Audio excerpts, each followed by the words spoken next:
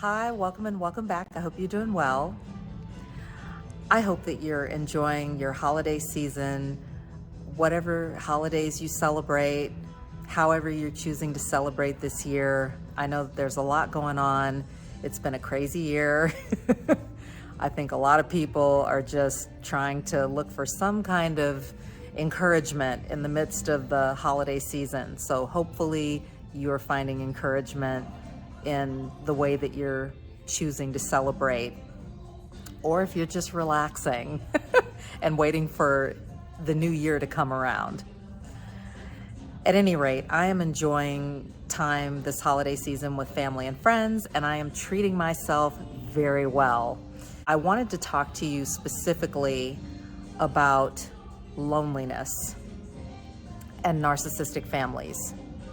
And this could apply really to any kind of narcissistic relationship, but specifically, I wanted to talk about the narcissistic family and loneliness, because when you are a truth teller, when you are a realist, when you see that there's something off or just not quite right, or there's just little pockets of toxicity or even implosions happening within your own family, and you see the toxic dynamics, you feel the energy is off, it can be really challenging because, as I've mentioned in a previous video, in narcissistic families, there's a code of silence.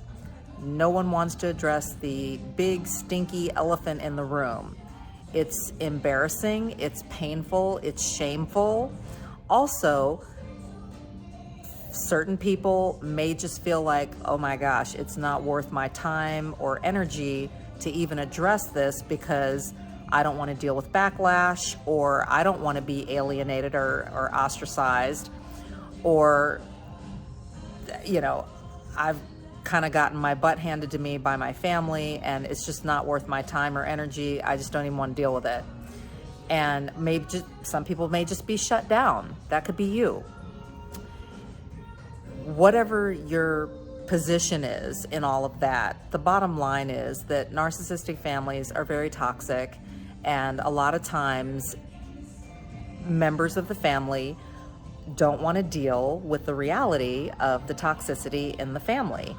And that can be very frustrating in and of itself, and very alienating, very isolating for someone who is really grounded in reality, or who is feeling inclined to speak up or speak out about the toxicity.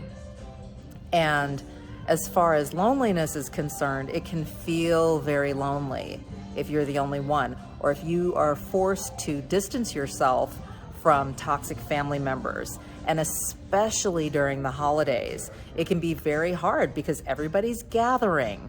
People are traveling as families. They're getting together. They're gathering around food. They're taking trips. They are participating in family events, maybe even family traditions. Maybe now people are feeling more empowered or more inclined to go ahead and follow through with whatever family traditions they were already doing. And that can just be really hard when you feel like you can't go, or you feel like you're not welcome, even though you're part of the family. And I don't even want to downplay that, because that's very real. Feeling lonely, feeling isolated, feeling alienated, that's very real. And I would also say, though, that if it's affecting you in a negative way, like if it's stressing you out, or if it's affecting your health in a negative way, that in a lot of ways you're probably better off. And it's an opportunity.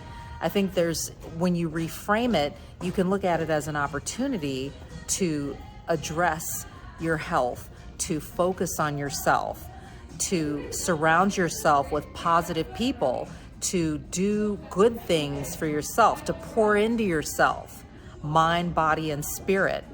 Maybe you will go back to church. Maybe you will make a commitment to eat healthier, or to maybe cut out some of the toxic foods that you're eating. Or maybe you will make a commitment to work out, or maybe you treat yourself to a getaway, or go to a spa and get body work done, or just check off some health appointments, like schedule yourself for healthcare appointments and just really try to knock that out within the first quarter of the year, for example. There's so many things that you can do, or just even treating yourself to a quiet moment curled up in your favorite chair or on your couch with a great book that's going to open your mind, or that's going to inspire you or convict you about ways that you can really level up in your life, right? Or maybe even join a group, some kind of a support group perhaps. It could be a group that's maybe geared towards something that you're interested in doing, like a hobby or an activity or a skill. Whatever it is, there's an opportunity for you to really improve yourself and improve your health in some way, shape, or form. And remember, in narcissistic families, there's a lot of pride. There's a lot of secrecy.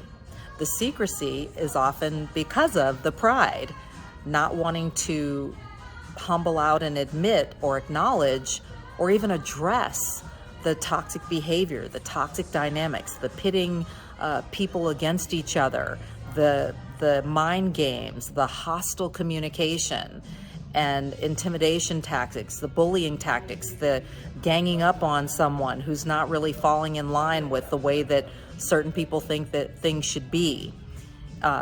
It's not okay, and it's not healthy, and it's not sustainable. In narcissistic families, rejection, like the rejection of you, the truth teller, is a form of protection, i.e., keeping the dynamics, the toxic dynamics in the family status quo, and kind of getting rid of the person who's trying to upset the apple cart by calling attention to the fact that it's toxic and the apples are rotten. Also, exclusion is an illusion, right? So the family excluding you from activities or things like that is an illusion. It gives the illusion that, oh, well, you know, we're having so much fun and you're missing out and everything's great and everything's fine, right? But it's not fine. It's not great. It's toxic. It's unhealthy. It's unsustainable. And just because no one's willing to admit or acknowledge that doesn't mean that it's not so. So I just want you to be encouraged. You have an opportunity to take care of yourself and take care of your health, and to remove yourself from toxic situations, and to set yourself up going into the new year to do something great, and to really level up in your life, and to level up in your health and well-being, and to not have to subject yourself to less than what you deserve or less than what you desire going into the new year. Let me know your thoughts about this. You're not alone, and you're not crazy. Know who you're dealing with, know who you are. Take care of yourself, and I'll talk to you soon. Bye-bye.